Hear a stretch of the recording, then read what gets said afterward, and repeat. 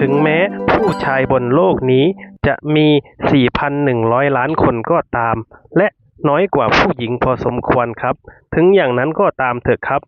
แต่ผู้ชายจะมีแฟนสักคนก็ยากกว่าผู้หญิงอยู่ดีเพราะผู้ชายเป็นเสาหลักของครอบครัวกว่าที่ผู้หญิงจะตัดสินใจเลือกเป็นคู่ชีวิตก็ถือว่าเป็นเรื่องที่ยากลำบากเหมือนกันครับถึงแม้ว่าผู้ชายคนนั้นจะหล่อแค่ไหนหรือรวยแค่ไหนก็ตามแต่คู่ชีวิตนั้นเป็นเรื่องที่พูดยากจริงๆครับกว่าจะตัดสินใจ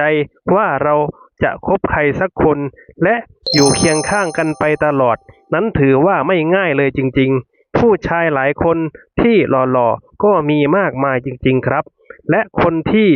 รวยๆมีฐานะก็มีมากมายจริงๆแต่ทุกสิ่งทุกอย่างนั้น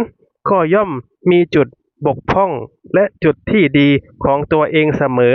นั่นจึงเป็นทางเลือกของผู้ชายหลายๆคนเลือกที่จะใช้ชีวิตอยู่คนเดียวและเป็นชีวิตที่อิสระไม่ต้องมีอะไรมาแบกรับนั่นแหละครับถึงแม้ผู้ชายบนโลกนี้จะมี 4,000 กว่าล้านคนและน้อยกว่าผู้หญิงด้วยซ้ำถึงอย่างนั้นก็ต้องมีการแข่งขันทางสังคมที่สูงมากๆครับ